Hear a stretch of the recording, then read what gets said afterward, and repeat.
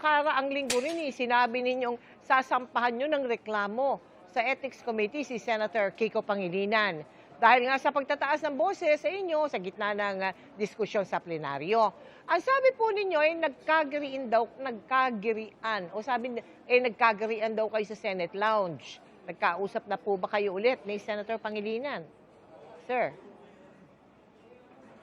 Ay, usapang lalaki po yun. Wag na lang po natin Ay. pag-usapan dahil mga lalaki po kami. Mas maganda, iwasan na lang po natin yon.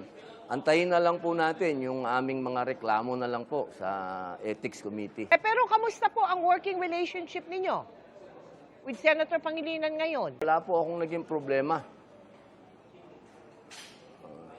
Wala po kaming problema ni Senator Kiko Pangilinan sa usapin po ng aming mga bills, sa aming mga panukala, sa aming mga resolusyon. Wala po kaming problema dyan. Okay po kami dyan. Nagsusuportahan po kami. Yun lamang pong pagsigaw niya, yun lamang po nagkaroon ng problema.